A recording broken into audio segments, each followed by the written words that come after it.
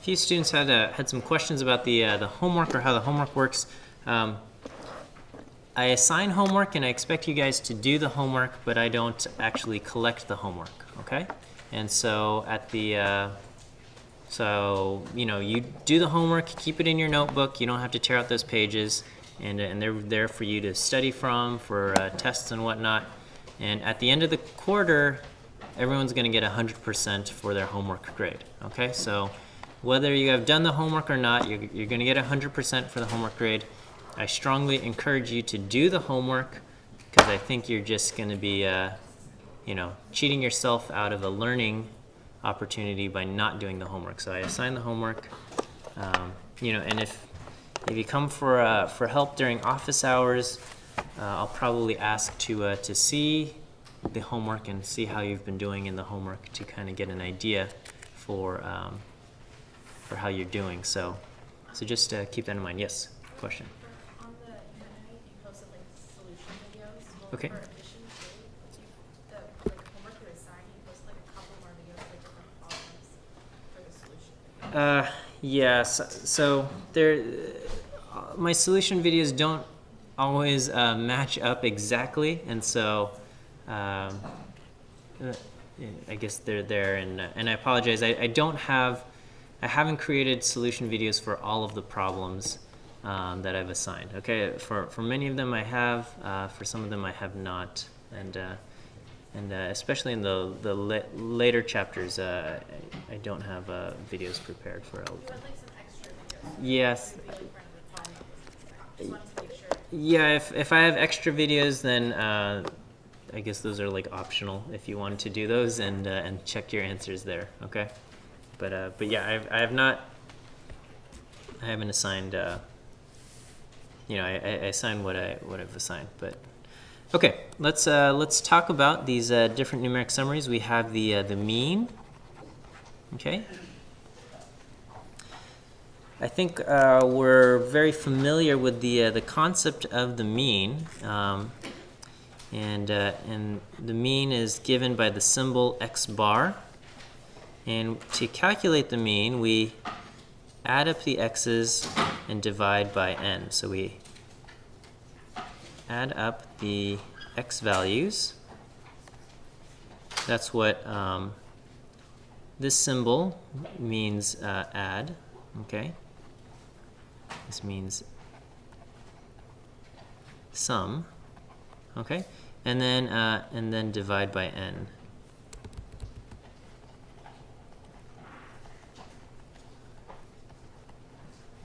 Where n is our sample size.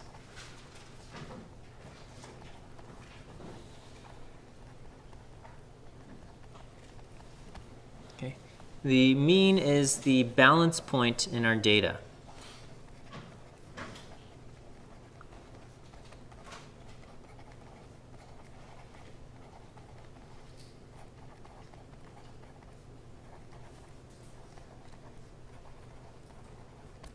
Okay. So let me pull up a picture here. So here is a dot plot of different scores on the ACT exam. Okay. So imagine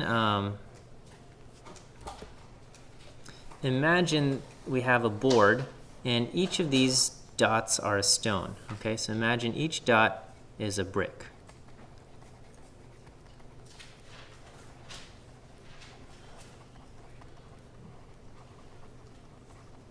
Okay, if this is a seesaw and we wanted this thing to stay balanced, we would put the little fulcrum right here. Okay, so this is the balance point. So this kind of this plank remains in balance. And does that look reasonable to you guys? For this thing to stay balanced? I think so. Okay, so the balance point, and this is the balance point is equal to the mean. And so here it looks like our balance point is something like 24.6.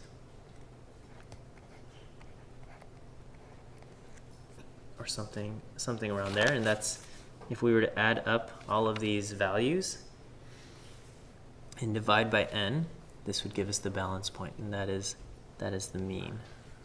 Okay, so and so this is one way we can summarize central tendency, okay, as the balance point of our data.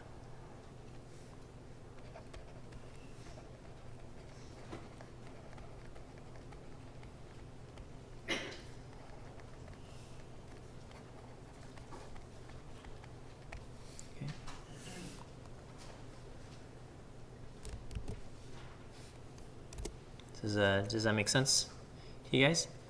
So the thing about the mean, though, is if you think about seesaws, if somebody's very far away from the fulcrum, they have a lot more leverage, right? Okay, so what you could do, or what happens, is that if you have data that is incredibly skewed, okay, so here's an example where we have data that's very skewed.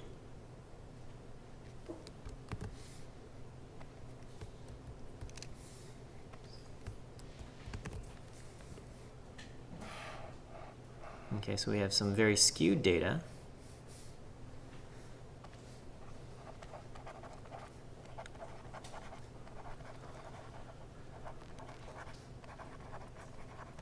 Okay, and in this case, because of these extreme values,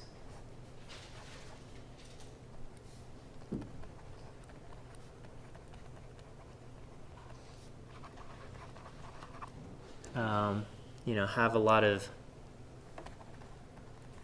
quote leverage here.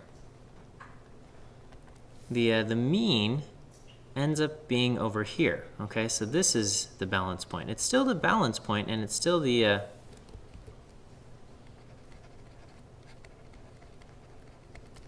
mean. Okay, but if you look at the data, if we were to draw something like this, it looks like maybe only a quarter of the data is actually larger than the mean. Okay, so but only about a quarter of the data.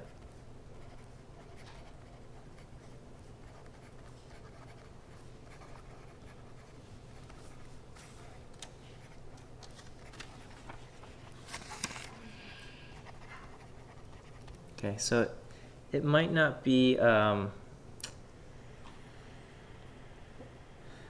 representative of what a typical value is, okay?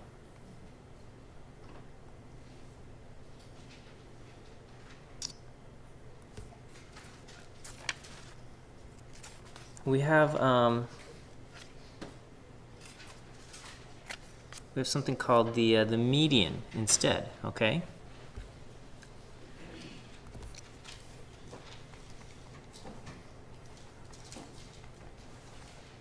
Okay, so the median is our halfway point.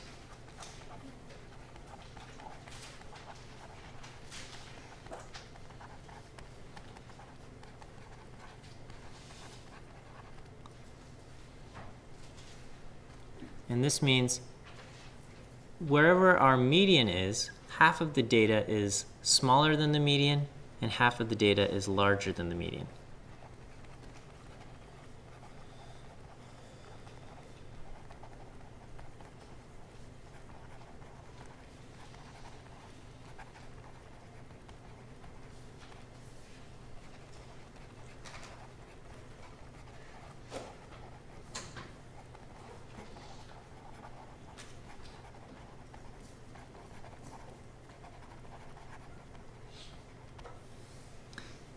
You can also think of it as, so it's our halfway point. If you have some kind of, you know, maybe I can just pull another. So here's another histogram. It would be, we could ask, you know, if we wanted to paint this if we want to paint this thing, where is the location where I'm going to use up half of my paint? Okay, so if I have to draw a vertical line so that, you know, I've used up about half of my paint, maybe something around here, okay? Where do we draw?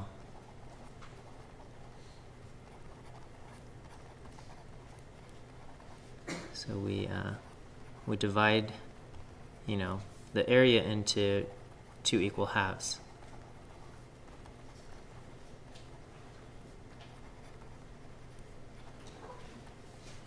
Okay, and that would be the median. Okay, so the halfway point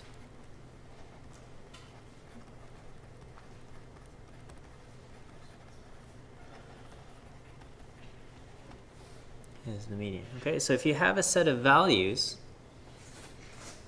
so to find the median,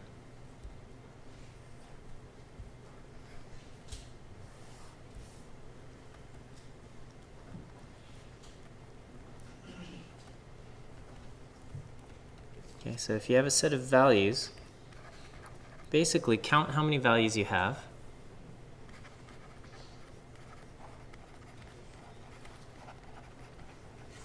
Okay, so figure out, identify n, how many values you have. And then, very important, arrange the values from least to greatest.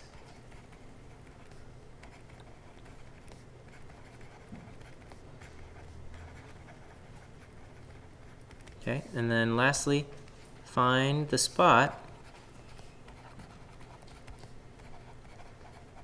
where half of the values, n over 2, half of the values are smaller and half are greater.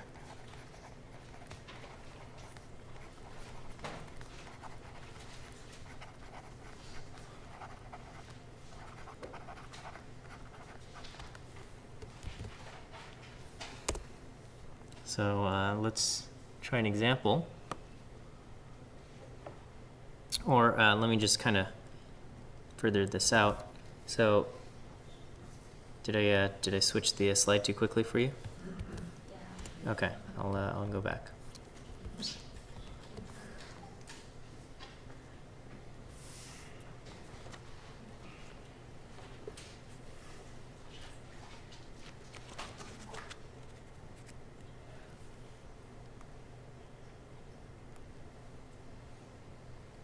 Okay.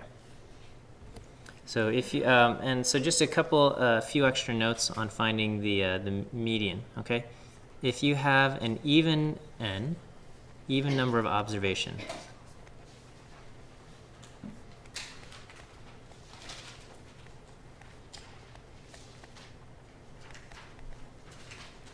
so n is even, then the median will be the average or the mean of the 2 central values.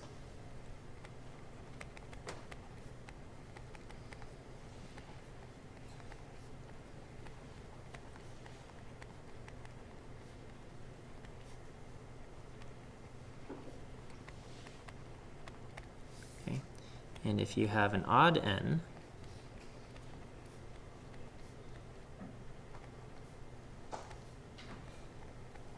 then the central value will be the median.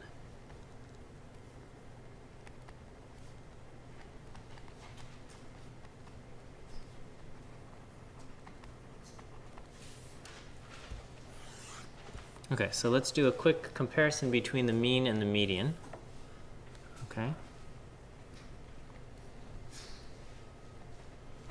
And so let's pretend we're at a small town diner. And there are 6 people, and we're going to ask their annual income.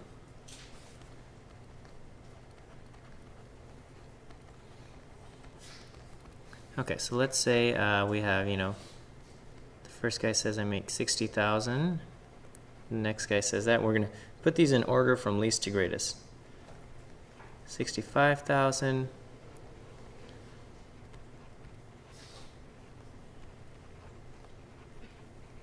Okay. All right, so to find x bar, our mean, we're going to add up the values, and we're going to divide by n. Okay, and so when we do this, we're going to get 390,000, I believe. Huh? 380,000?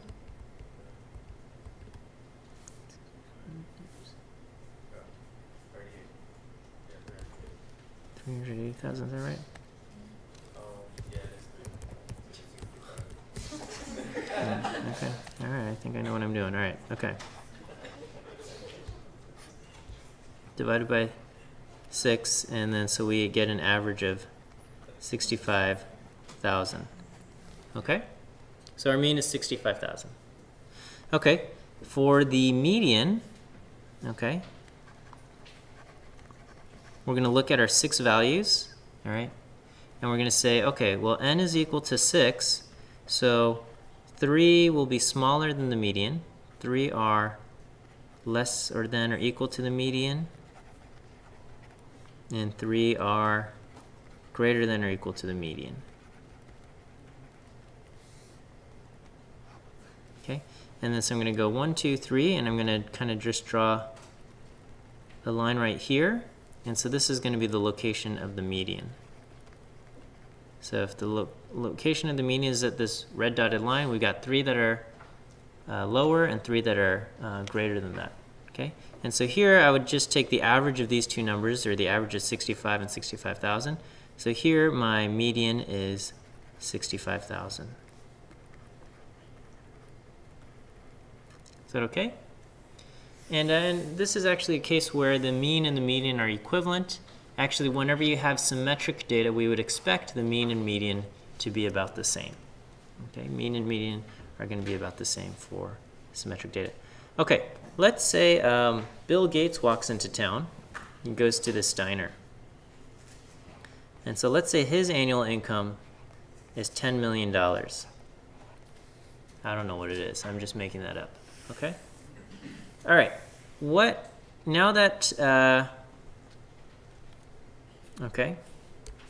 Now that we have 7 people, what is the x bar going to be? The average for the 7 is going to be 10,390,000. And we're going to divide that by 7. So here we get an average of 1.484 million. $285.71.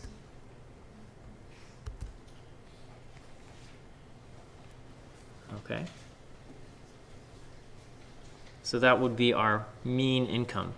As far as the median goes, we have 7 values. N is equal to 7. So we're going to do, 7 over 2 is 3.5. We're going to have 3 that are less, 3 less, 3 greater, and 1 equal to the median. 1 value equal to the median.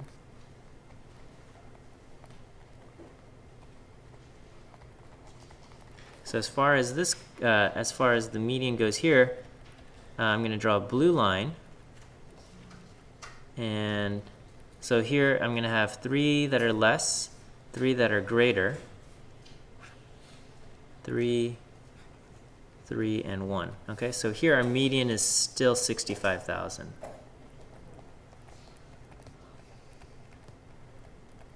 Is that okay?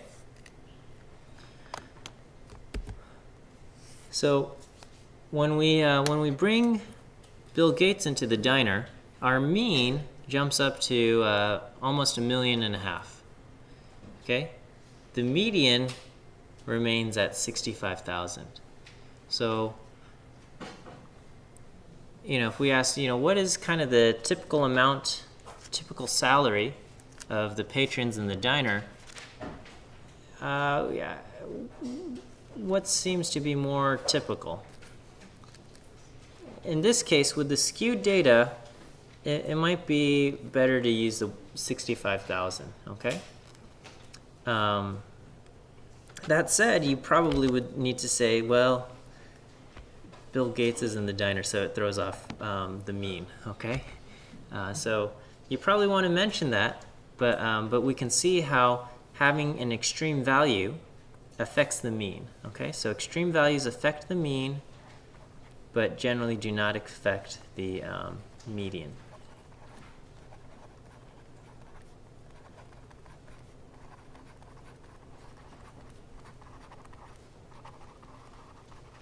Okay, affect the mean, but do not affect the median.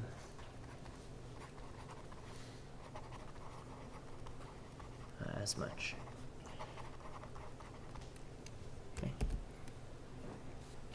All right, so that's kind of the difference between the mean and the median, and so that's why the textbook says for skewed data, left skewed or right skewed, it says you might prefer the median because the mean would be affected by these extreme values that are on the left or the extreme values on the right. Whereas for symmetric data, because you're going to have extreme values on both sides, it kind of balances out on the mean. Okay. All right. Is that okay? Any questions here? We're okay with the calculations of the mean and the median? Okay, then I'm going to start talking about how we measure spread and dispersion. Okay.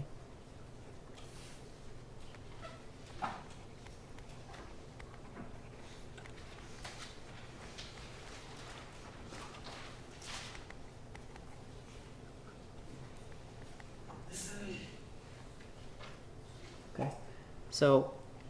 So far we've learned how to summarize central tendency, and that's an important concept because that gives us an idea of what values are, quote, typical in distribution.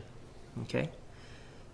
Spread tells us, are the values similar to each other or are they different from each other?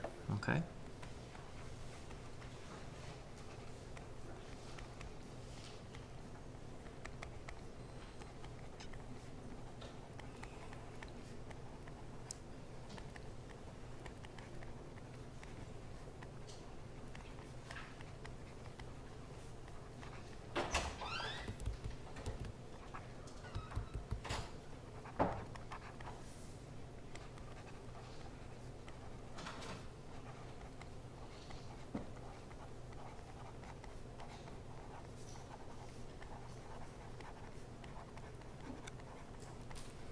Okay, and so we might take a look at, so let's say I have, there are two families, and both of these families have 5 kids.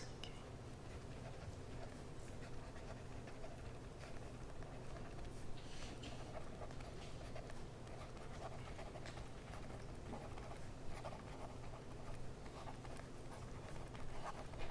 And we'll say in both families,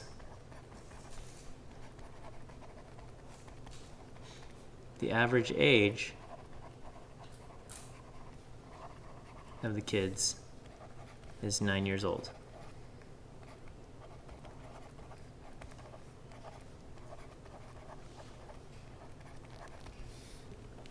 Okay.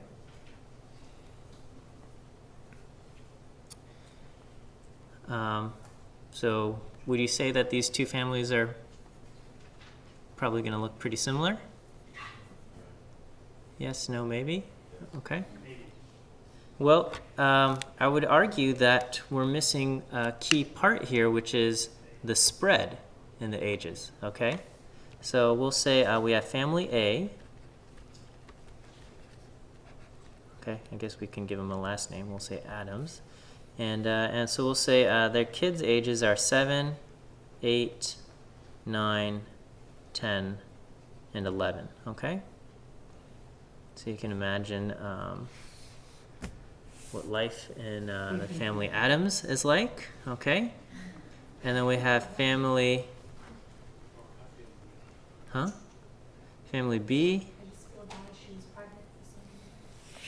She had probably a 3-month break in between pregnancies, so But yeah, they had a child every year, right? It was like clockwork. So well, these are fictional families. You can feel your sympathies for Mr. and Mrs. Adams. You can All right, and then we got the Baker family, and their family has the ages 1, 5, 9, 13, and 17. Okay. Also, 5 children, and the mean age for these children is 9. Okay, but we would say life in family Adams, or the Adams family, does not resemble life for the Baker family, right? There's probably going to be very different, and would you prefer to be in one family or the other? Who knows, right? But so if we asked, which family has more spread in the ages of their children, we would say the Baker family, right? This is quite obvious to us. We can say the ages for the Baker family are much more spread out than the ages for the Adams family, okay? And so, we can look at this and we can clearly see with our, just by looking at the numbers, that the Baker family has more spread and the Adams family has less spread, okay? But sometimes you'll have a set of numbers, you'll have 2 different sets of numbers, and it's not going to be so obvious as to which set of numbers has more spread or which one has less spread, okay? And so this is where having something to measure the spread and give us an actual number comes in useful, okay? And so we have something called the standard variance and the standard deviation, okay? So we have, well, I'll just say the standard deviation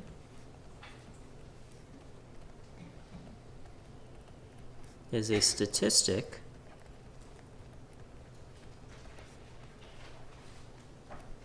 that quantifies the amount of spread.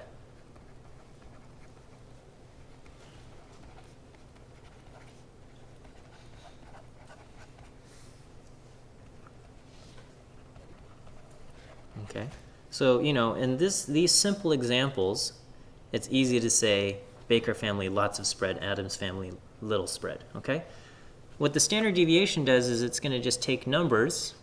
You plug in these numbers and it spits out a single value, and it says, standard deviation for the Baker family is 6. Standard deviation for the Adams family is 1.2 or something like that. Okay, and you can actually, you'll have a number to compare between these 2 families, okay? And so we'll talk about how to calculate this, and so we would expect that the standard deviation for the Baker family to be high, a large number, and the standard deviation for the Adams family to be a small number, okay? All right, so how do we calculate the standard deviation, okay? But, well, let's not lose sight of the big picture. The standard deviation is it's a summary statistic. It's a statistic that quantifies the amount of spread. It just gives it a number, rather than us just loosely saying, lots of spread or little spread. We're going to have a number that we can actually use to compare, right? So just like the GPA, rather than saying, so-and-so is a good student, so-and-so is a bad student, the GPA will tell you, this student has a 3.9, this student has a 1.7, okay? And you can actually compare whether or not, exactly how good or how bad students are by comparing these GPA values. So, I mean, that's what summary statistics are for, right? We are just trying to summarize this thing, and so we can kind of make comparisons here, okay? All right, so how do we define this? So we're going to start by saying that the standard deviation is equal to the square root of the variance, all right? And we don't really use the variance in this course. It's an important concept that it's very important for maybe higher levels of statistics, but at the intro level, we generally just stick with the standard deviation. But it's easier to deal with the definition of the standard deviation by saying that it's the square root of the variance. So I'm going to define the variance And we can say that the variance is the, quote, average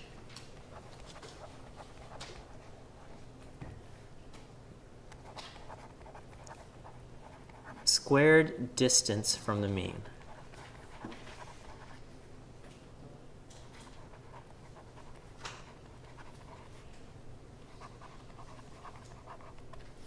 Okay, so this is a good quote definition to kind of remember. The average squared distance from the mean, and think of the standard deviation as the square root of the variance here. Okay, so what do we mean by that? Okay, well, let's look at the Baker family. Okay, or actually, let's start with the Adams. Okay, we'll start with the family Adams. Okay, and their kids' ages were 7, 8, 9, 10, and 11. Okay. All right, the mean age is 9. Okay, and so we can say, what is the distance from the mean? Distance from the mean. We'll look at this for each of the children. Okay, so what is the distance from the mean for the kid who's 7? This kid is 2 years below the mean. What about the kid who's 8? 1 below. The kid who's 9 has a distance of 0. The kid who's 10, distance of 1, and distance of 2 here. Okay, so those are the distances from the mean. Distance from the mean. Okay. The variance is the average squared distance from the mean, so we'll look at the squared distance. Okay, what's the squared distance here? So negative 2 squared is what? 4. Negative 1 squared? 1. 0 squared? 0. 1 squared is 1. 2 squared is 4. Okay? All right, so here we have the squared distance, and then so now we want the average squared distance. So to normally, when we do the average, we would add them up, and we would divide by how many numbers we have, right? In this case, we're going to add them up, but then we're going to divide not by how many numbers, but one less than that. So we add them up and divide by n minus 1. Add up and then divide by n minus 1. Okay, and you might ask why, and the answer is it's complicated. I would say I think it's okay for me to just say it's beyond the scope of the course. If you're really interested, you can look up Bessel's correction on Wikipedia. It probably will tell you more than you want to know about the topic, but it talks about, you know, correcting for the bias. If you were going to be a statistics major, you would need to know why we use n minus 1. But if you're not going to major in statistics, then just accept that we're going to add these up and divide by n minus 1. So when we add them up, we do 4 plus 1 plus 0 plus 1 plus 4. And we're going to divide by n minus 1. So we got, on the numerator I have 10, and on the denominator I have 5 minus 1. I'm going to divide by 4, and I get 2.5. So my variance at this point is 2.5. This is my average, quote, average squared distance from the mean is 2.5. So my standard deviation is going to be the square root of 2.5. My standard deviation is thus square root of 2.5, 1.581.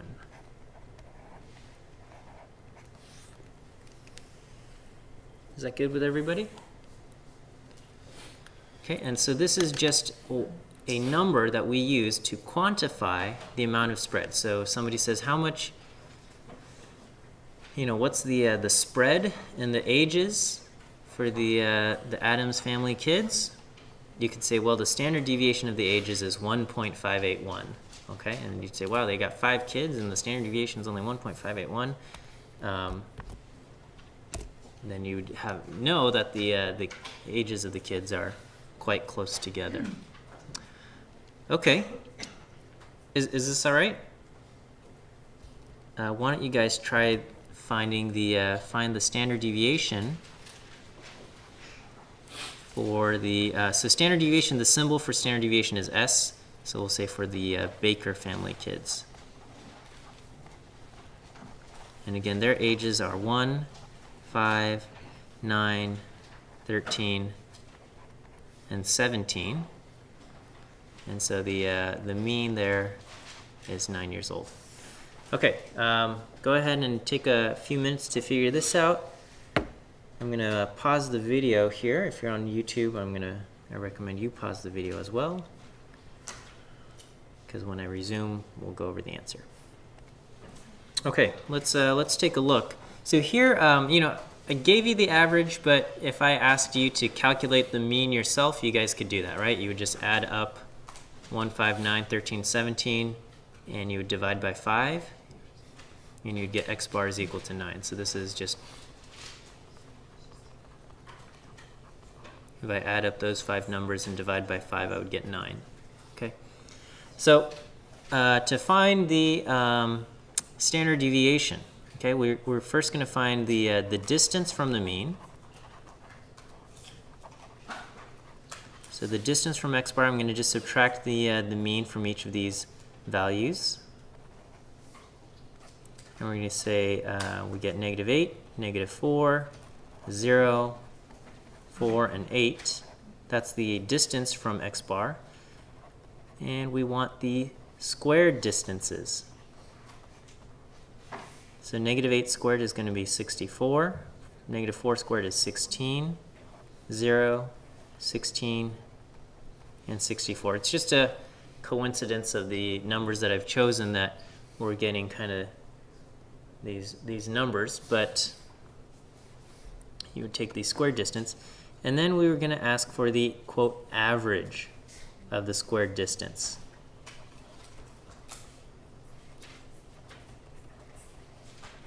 And so here our average squared distance would be 64 plus 16 plus 0 plus 16 plus 64.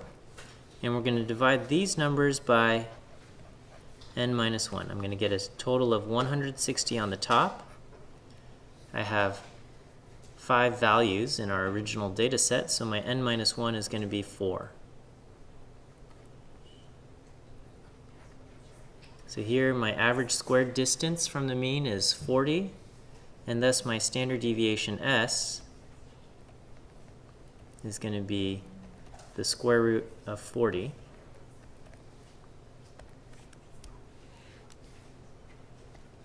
Which is 6.324 or 6.325. Okay, and so that's the standard deviation of the ages of children in the Baker family. Okay.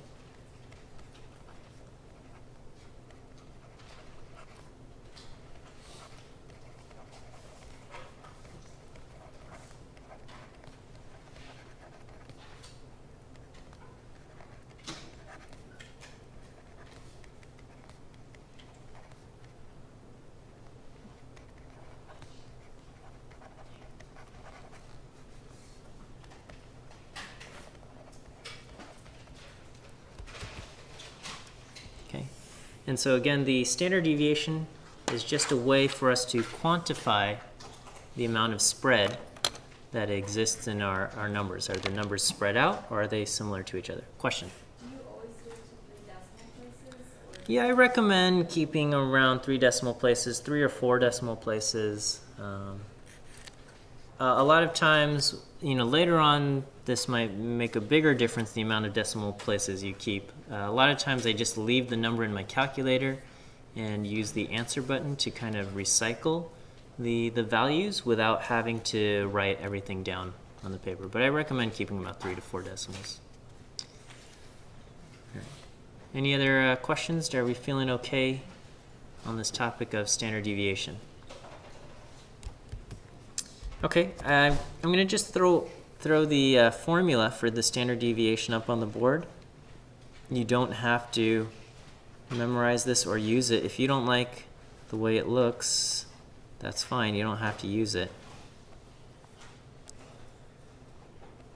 Okay, this breaks down what we calculate. Okay, so x bar is basically the mean. And so when we say x minus x bar, this is going to be our distance from the mean.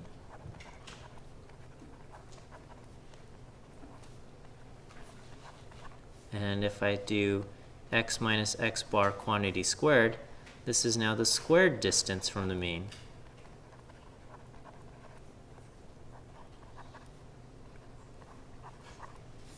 And so if I add these up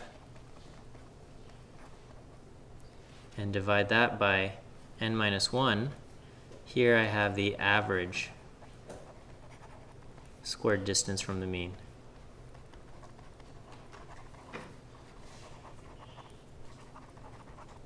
Which is equal to my variance. And so if I take the square root of that, there is my formula for the standard deviation, the square root of the variance.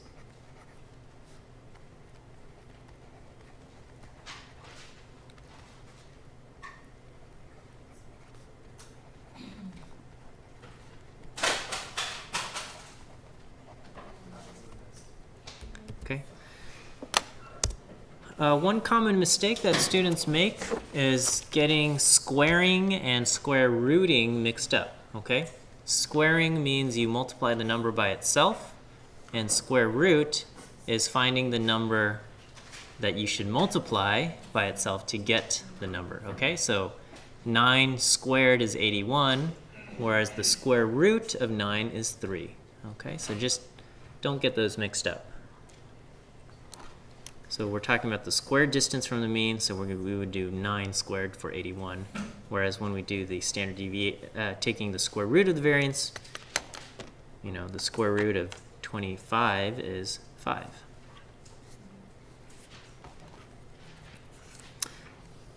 All right, can I flip slides here? This is just the formula for the standard deviation. You don't have to, it's not key. If you can remember how to, if you remember the definition of the standard deviation, I'd say you're better off, okay? Rather than trying to figure out all of these things. All I'm showing is just this formula is consists of these different steps, right? Okay. All right, let's talk about the interquartile range, which requires us to discuss quartiles and the IQR, or the interquartile range.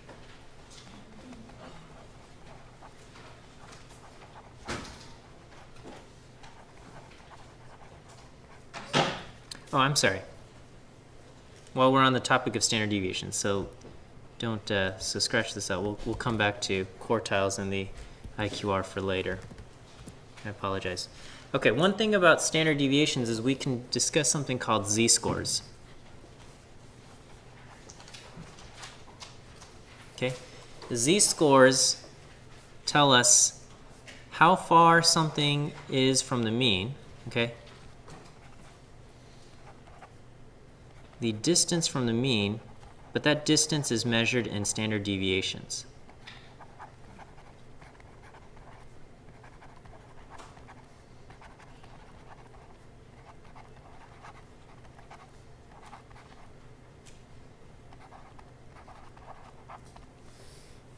Okay.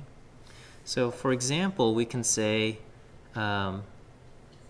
for US adult women,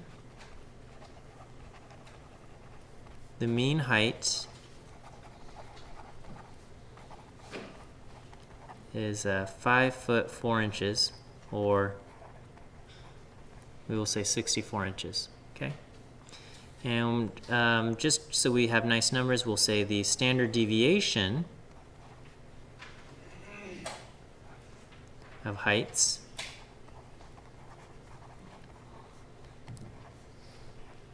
is 3 inches. Okay, so we'll say the average height, the mean height is 64 inches, and the standard deviation is 3 inches. Okay?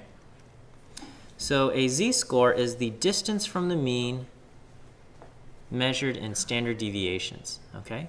So for example, a woman who is 67 inches tall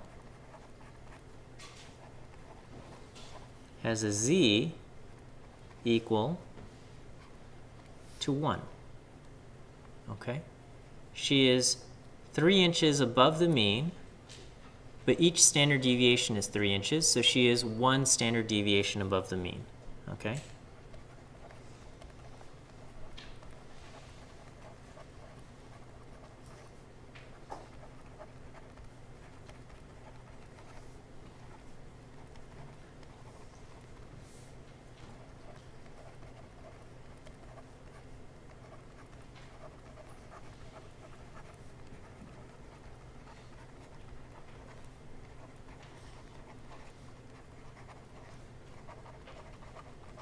So her Z-score is 1, okay? So tell me, if a woman is 5'10",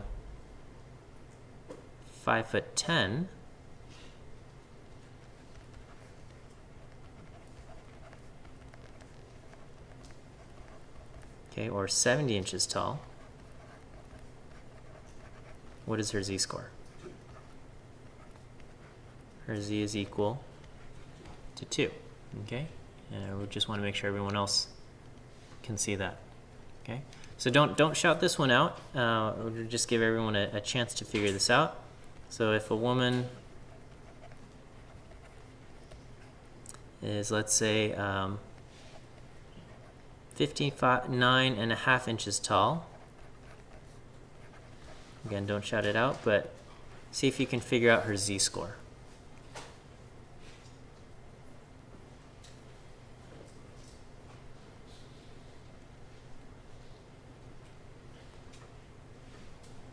We want to know how far is she from the mean measured in standard deviations. Okay. Do we have a number?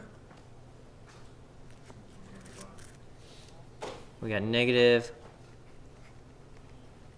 1.5. Okay.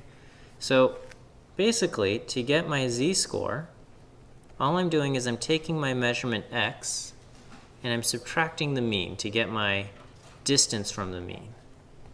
And I'm going to take that distance and I'm going to divide that by the standard deviation. Okay? So we can see if, in this case, with 59.5, the mean was 64 and the standard deviation was 3. I'm going to get negative 4.5 in the numerator. I'm going to have 3 in the denominator, and my Z will be negative 1.5.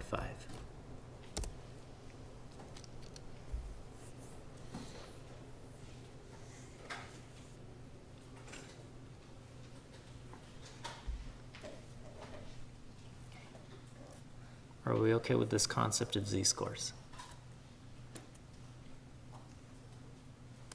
Okay, and so Z-scores are especially useful because they can tell us if things are unusual or not, and we can make comparisons between observations from different groups. Okay, so we have something called the empirical rule.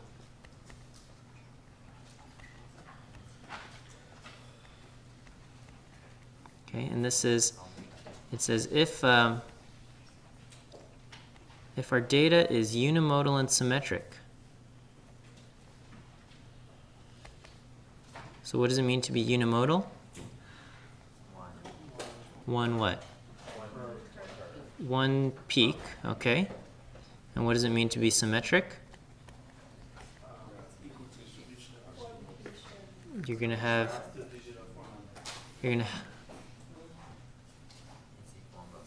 have extreme values on both sides. If our data is unimodal and symmetric, we can expect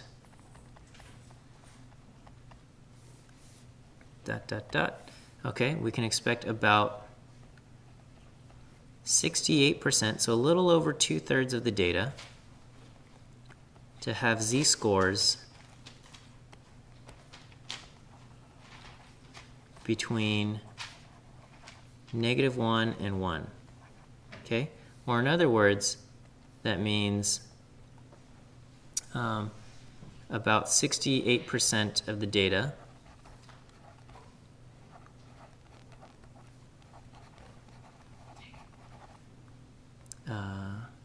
is within one standard deviation of the mean. So I'll just write 1s of the mean. So in the context of the women and their heights, okay, we can say about 68% of women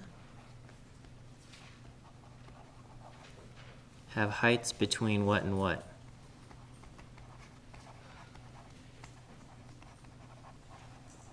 So we said for women the x bar is 64 and the s was equal to 3.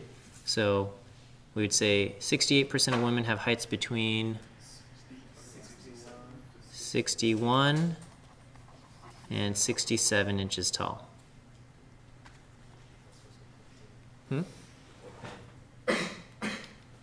Yeah, have heights between, so they're within one standard deviation of the mean. So they would have heights between 61, so 61 is a z-score of -1, and 67 is z-score of +1. Okay, so about 2/3 of women have heights between 5'1" and 5'7". About, okay, maybe that matches your experience of interacting with people of different heights. About 2/3 are between 5'1", 5'7", okay? We can also expect about 95% to have z-scores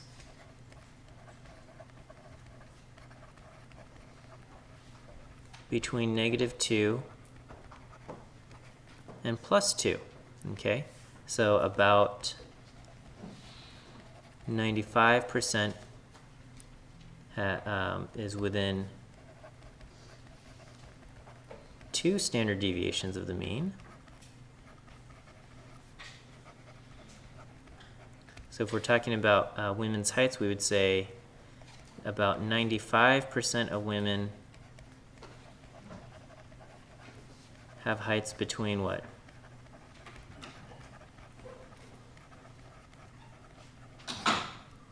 Have heights between 58 and 70 inches tall. Okay, so this would be 4'10" and 5'10". So about 95% of women are between 4'10" and 5'10". Okay, about. So 1 in 25% maybe outside of that range. Okay, and lastly, we would say about 99.7%.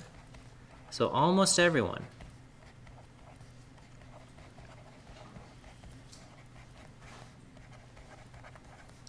have z-scores between -3 and +3, okay? And this just means, and you know, you can continue on, or about 99.7 is within 3 standard deviations of the mean, and 99.7% of women have heights between, what, 4'7" and 6'1", okay, so almost all, okay, about 3 in 1,000. So some women, of course, will be shorter than 4'7", and some will be taller than 6'1", but this is kind of our guidelines, is what we're saying here. Is this okay? This is the empirical rule. And so one consequence of this is that, you know, if a z-score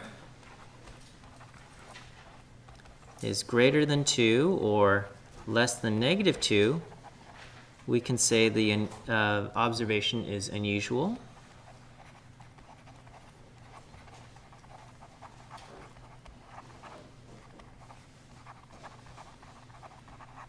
Okay, and if the z-score is greater than 3 or less than -3, we can say it is highly unusual. I'm sorry? You can say you made a mistake to yourself. No, it's not necessarily that you've made a mistake, but it's just something is very unusual, okay?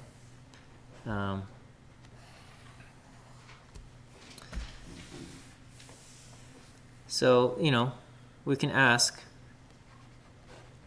what is more unusual, okay? Okay, a Chihuahua that weighs, we'll say 9 pounds, or a Great Dane that weighs 200 pounds. These are both breeds of dogs, just so you know, if we're unfamiliar, okay? So what do you think is more unusual? So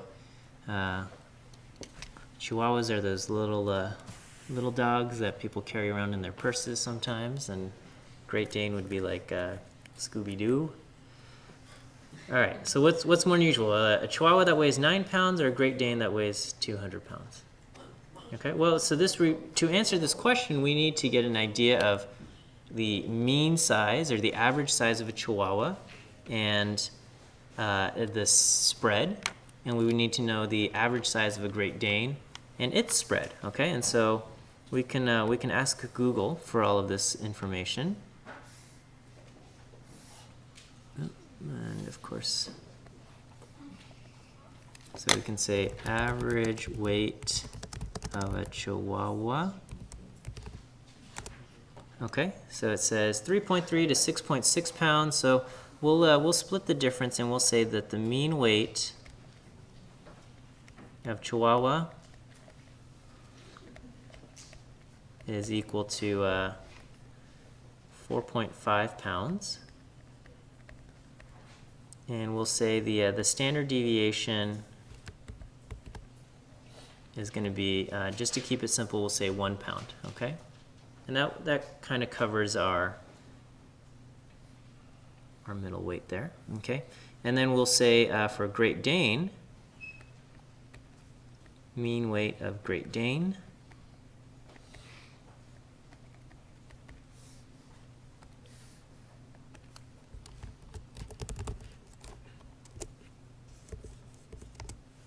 okay, so we'll look at the males. So between 120 and 200 pounds, so we'll split the difference there and we'll say 160 pounds. And we'll say the standard deviation is, we'll say 10 pounds. Okay.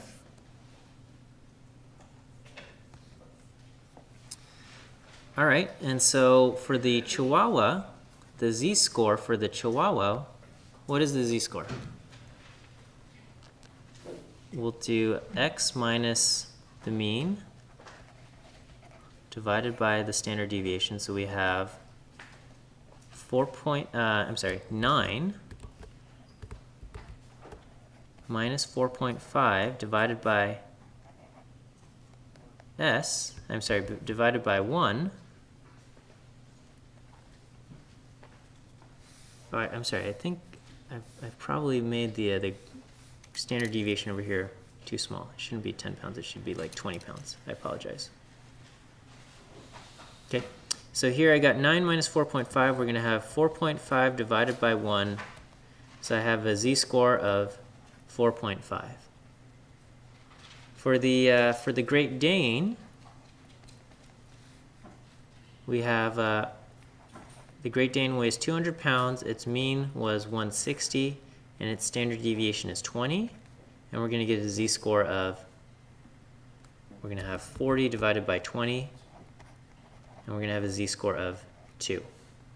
Okay, and so we're going to say, well, 4.5, so 2 is unusual, but 4.5 is highly unusual, right? 4.5 is farther away from 0 than 2 is.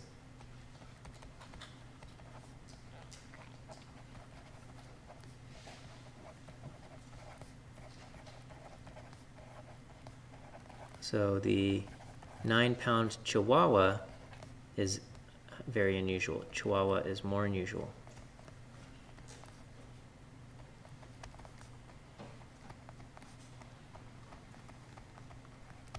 Okay, and so that is how we use z-scores to kind of make comparisons.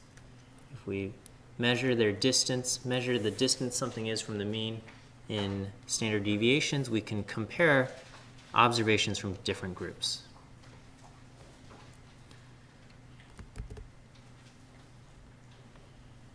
Okay.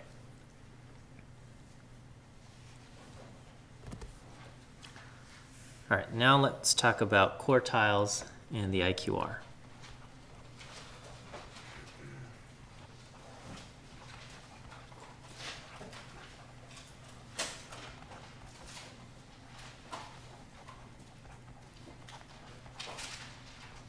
Okay, so we have Q1, which is our first quartile, and this is equal to the 25th percentile.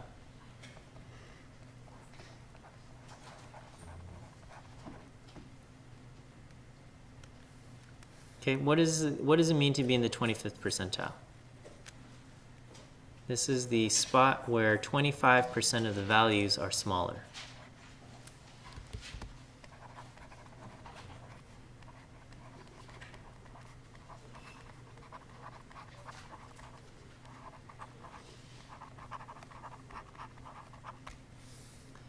Q3 would be the third quartile.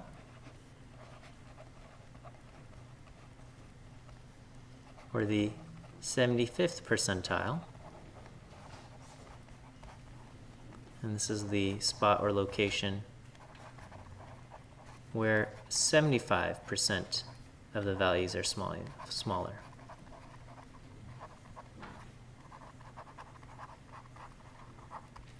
Okay. What would Q2 be? Okay. 50th percentile. And what do we call that? The 50th percentile? We call this the median, right? The median is the spot where half of our data, or 50% of the data, is smaller. Okay? So we don't really call things Q2, we just call them the median. Okay? The second quartile is the median. Okay, so how would we find the quartiles? Okay, so to find the quartiles,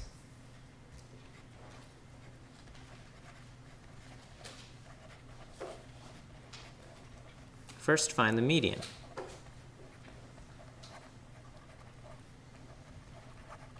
Okay, and then pretend the median has split your list into two smaller lists. Okay.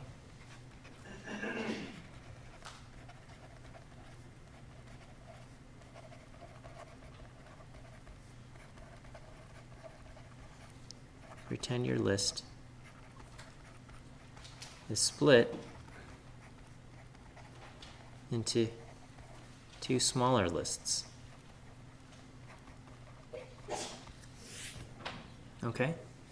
And then find the medians of each of those smaller lists, and those will be your quartiles.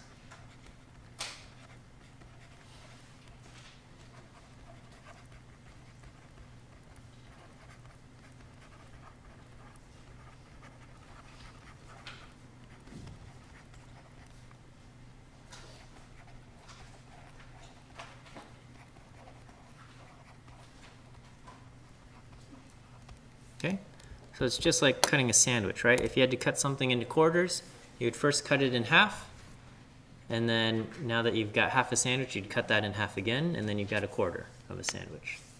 Okay, we're doing the same thing here. We're first going to find the median to split it in half. Once we find the median, we're going to pretend we've got two halves, and we're going to split those further in half. Okay, so let's just try something out. So let's say we've got 12 test scores. Okay, and those scores are what? 65, 69, 70, 71, 72, 75, 76, 78, 80, 80, 85, 89, 93. I think that's 12. Yep, okay. Where's our median? So first we're going to find the median.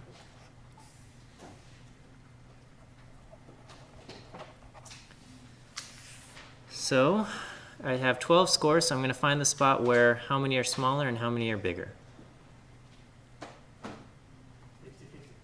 Right, so what is half of 12? 6, right? So I'm going to draw a line right here, and I've got 6 that are smaller and 6 that are bigger. Okay, so my median is equal to what? 75 plus 76 over 2. My median is 75.5. Okay, so now I'm going to pretend I've got this list over here, and I've got this one over here. All right, where is going to be the median of the smaller 6? Between 70 and 71. So this is going to be Q1. So Q1 is equal to what? 70.5. Is that okay? I should probably use the red color there. Okay, and then where's Q3? Between 80 and 85. And that's going to be Q3, so that's going to be 80 plus 85 divided by 2, 82.5. Question? You're talking about Q1 is the first quarter? Yeah. From the left of the Q1? Right? You're not talking about the whole half, right? Huh? I'm sorry, I don't... Q1 is the first quarter, obviously, right? Yes. From 65 to 70. No. Q1 is the location that marks between the first quarter. Okay, so Q1 is 70.5. It marks off between where we have the first quarter and the second quarter and the third quarter and things like that. Okay, so that's how we would do it right there. Is that okay? Let's say we have a few more test scores. Okay, so let's say we do. Okay, let's cut one of these out. So let's say we go 65, 69, 70, 71, 72, 75, 76, 78, 80, 85, and 89. Okay, so now I have 11 scores. Okay. Where is my median now? Okay, so here with the median, I'm going to find 75 is my median,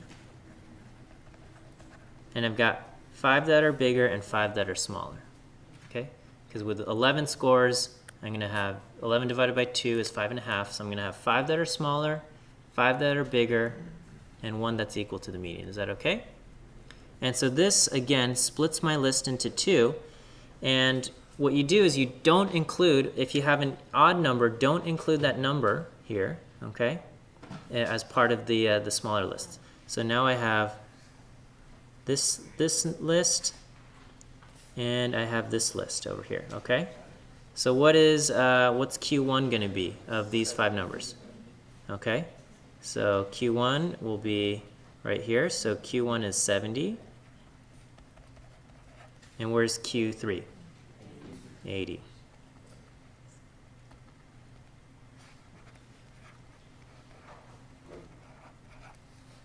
Okay, and that's how we get the median and the quartiles. Okay, are we okay with getting all of these? Good. Okay, and then so once you figure out where your quartiles are, then the IQR is simple. Okay, the IQR is defined, the interquartile range is defined as the distance between Q3 and Q1. Okay, so up here our IQR is 82.5 minus 70.5, or I have an IQR of 12. Okay, down here my IQR would be 80 minus 70. I have an IQR of 10. And so this is just, the IQR is like the standard deviation. It's just a way to say, is there more spread or less spread, okay, between these two data sets, okay? And because these two data sets are very similar, their IQRs are also very similar. This one has a little bit more spread because we've got a 12th test score that's 93, which is a little bit higher than kind of the last one over here. So so it stretches it out just a tiny bit, okay? But the IQR reflects the amount of spread that we have.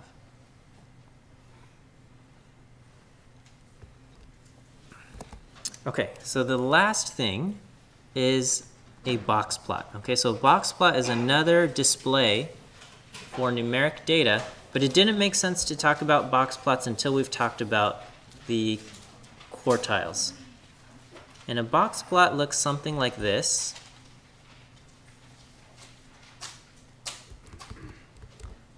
You know,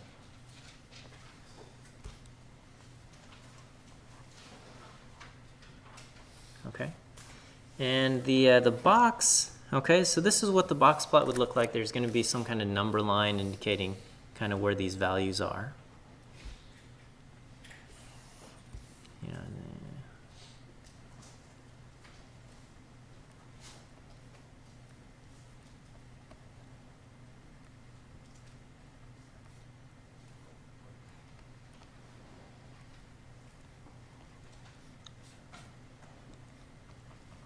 Okay.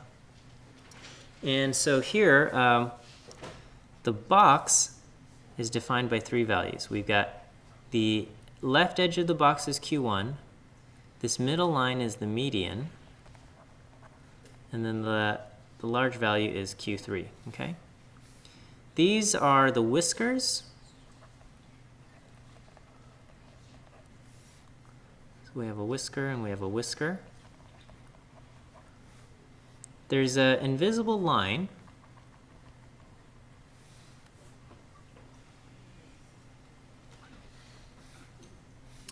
And there is and anything beyond the line. So there's actually 2 invisible lines. This invisible line is called the upper fence. And this invisible line is called the lower fence. And out here we have outliers. Okay? So I'll just kind of write key things. So the box has 3 lines. Q1, the median, and Q3. The width of the box, what is the width of the box equal to? Yeah, the width of the box is equal to the IQR, the interquartile range. Okay, because that's the distance from Q3 to Q1, that's the IQR. So by looking at the width of the box, you get a sense of the spread, okay? So just looking at the width of the box gives you a sense of spread.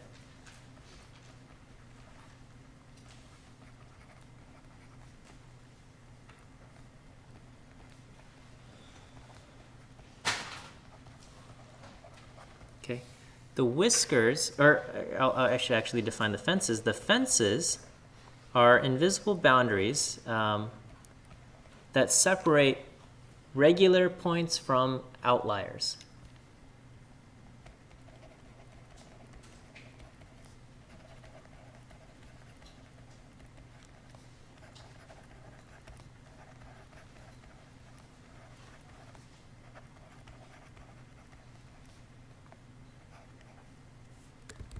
Separate regular, quote-unquote, regular data from outliers. Okay, so any data that's larger than the upper fence or any data smaller than the lower fence are indicated with circles to indicate that they are outliers, okay? Values that are greater than the, I'm going to just abbreviate upper fence, or lower than the, less than the lower fence are outliers. And we draw with circles. Draw circles or dots. Okay? And then the whiskers go to the largest and smallest regular data, okay, that are not outliers. Go to the largest and smallest points that are not outliers.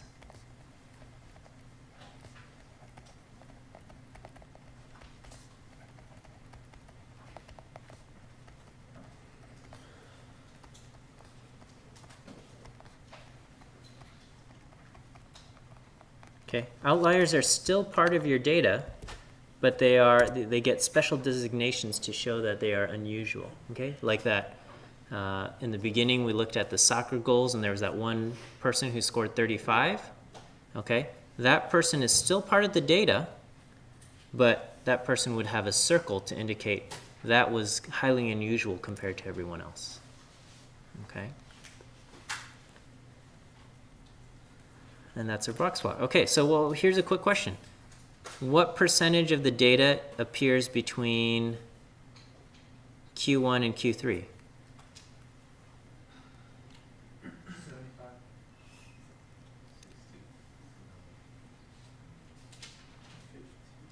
75. 50%, right? Because just imagine we've cut our sandwich into quarters, right? And then so Q1 is the line where I've cut the first quarter off.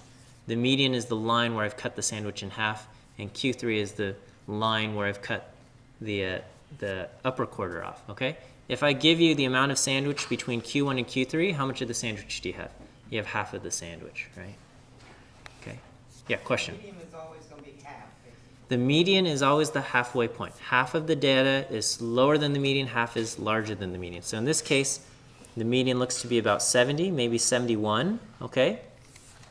And we would say, you know, half of students scored lower than 71, and half of students scored higher than 71, or something like that, okay? And we could say, you know, if this is 71, so I'm just making it up. Okay, so if this is 71 and this is, what, 76, we can say 25% of students scored between a 71 and a 76, okay? 25% of students scored higher than a 76. 3 students scored over 100% or something like that, okay? And this is what a box plot is. Okay, we'll end here, and have a good night. Have a great holiday weekend, and we'll see you guys next Thursday.